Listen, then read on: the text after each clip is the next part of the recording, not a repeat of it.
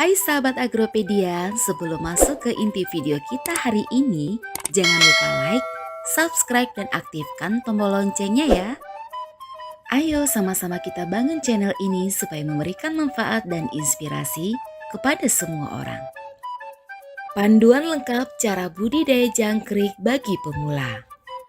Jangkrik, ya mungkin hewan ini yang sering bersuara di malam hari, apalagi di daerah pedesaan. Hewan ini sangat bermanfaat sekali dalam bidang usaha pakan.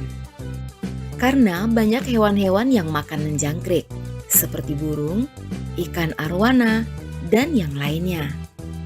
Umumnya harga jangkrik sekitar 50.000 per kilogramnya.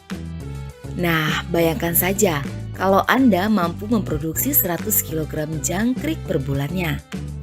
Bisa jadi Anda bisa memiliki penghasilan sekitar 5 juta per bulannya dengan cukup budidaya jangkrik.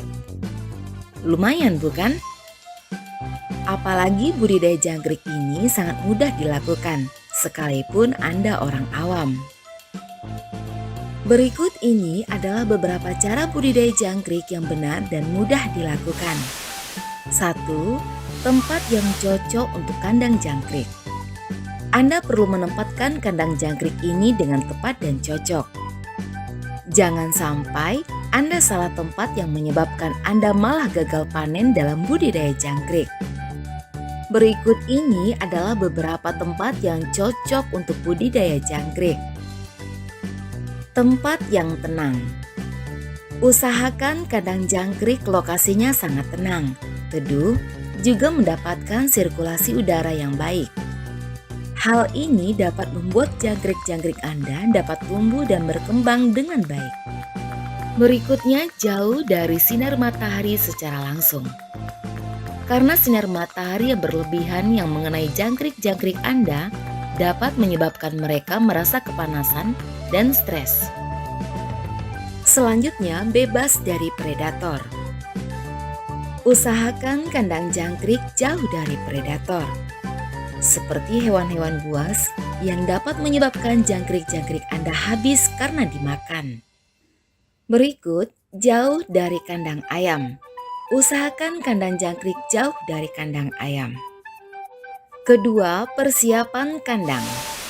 Jangkrik adalah hewan yang kegiatannya dominan di malam hari, maka siapkan kandang yang letaknya di tempat yang teduh dan gelap. Olesi kandang jangkrik dengan lumpur sawah untuk melindungi kondisi habitat mereka. Anda juga bisa memberikan daun-daun kering seperti daun sukun, daun pisang, atau daun-daun lainnya. Daun-daun ini dapat melindungi dan menjaga mereka agar mereka tidak saling memakan hingga menjadi jangkrik kanibal. Selain melapisi kandang dengan daun-daunan di bagian samping, Anda juga perlu melapisi kandang jangkrik bagian atas dengan lakban. Hal ini dapat mengurangi kesempatan jangkrik Anda untuk merayap keluar lewat atas kandang. Anda buat lubang di salah satu sisi kandang dan ditutup dengan kasa untuk sirkulasi udara.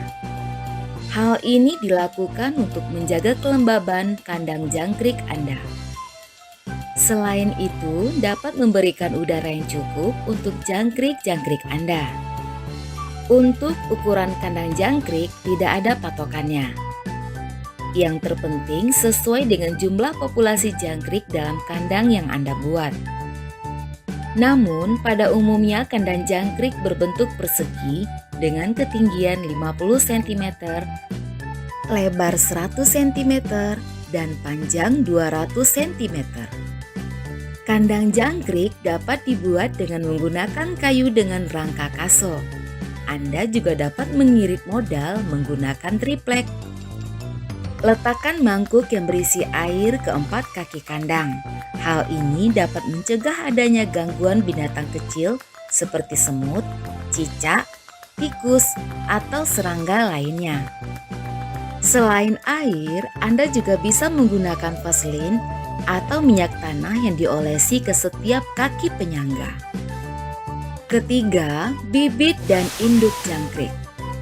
Bibit jangkrik yang bagus adalah bibit yang sehat, tidak sakit, bebas dari cacat. Anda bisa melihat bibit jangkrik yang sehat dan tidak cacat bisa dilihat dari sungut atau kakinya. Usahakan sungut atau kakinya tidak patah dan gunakan bibit jangkrik yang berusia 10 sampai 20 hari. Anda perlu membeli induk jangkrik yang betina ini dengan membelinya di pasar ternak. Namun, untuk indukan jangkrik yang jantan sangat diusahakan berasal dari alam bebas. Jangkrik jantan yang berasal dari alam bebas ini akan lebih agresif. Untuk pembuatan kandang, Anda perlu memasukkan piring yang berisi pasir atau tanah. Karena umumnya jangkrik betina meletakkan telur-telur mereka di tanah atau di pasir. Untuk meletakkan jangkrik ke dalam kandang antara betina dengan jantan, perbandingannya adalah 10:2. Dengan lebih banyaknya jangkrik betina dibandingkan jangkrik jantan, maka daya tetasnya akan semakin tinggi. 5 hari setelah si betina bertelur, sebaiknya Anda pisahkan indukan dari telur, agar tidak dimakan induknya sendiri. Dalam satu kandang cukup masukkan 1-2 sendok teh atau sekitar 1.500-2.000 butir telur. Dalam masa ini telur awalnya berwarna bening yang nantinya berubah menjadi berwarna keruh. Anda juga perlu menjaga kelembaban telur dengan menyemprotkan antibiotik setiap hari. Telur juga harus dibolak-balik agar tidak berjamur yang dapat menyebabkan gagalnya menetas. Telur dapat menetas sekitar 4-6 hari. Daya tetas jangkrik bisa mencapai 80-90% jika induk diberikan makanan yang bergizi. Pada umumnya, setiap peternak selalu memiliki ramuan-ramuan khusus untuk induk jangkrik agar induk jangkrik dapat bertelur secara alami. Anda bisa menggunakan ramuan-ramuan ini, diantaranya adalah ketan hitam, bekatul jagung, kuning telur bebek, tepung ikan, atau Anda juga bisa menggunakan vitamin jangkrik agar dia dapat tumbuh dan bertelur secara alami. Keempat, pemberian pakan jangkrik. Anda bisa menggunakan pur atau makanan ayam untuk jangkrik yang berusia 1-10 hari. Anda bisa menggunakan pur yang terbuat dari kacang kedelai, beras merah kering yang sudah dihaluskan. Setelah jangkrik melewati fase tersebut, Anda mulai bisa menggunakan pakan jangkrik berupa sayuran, jagung muda, dan gambas. Tapi untuk jangkrik yang siap dikawinkan, hendaknya diberi makanan berupa sawi, wortel, jagung muda, kacang tanah, daun singkong, atau ketimun. Gunakan makanan yang mengandung banyak air.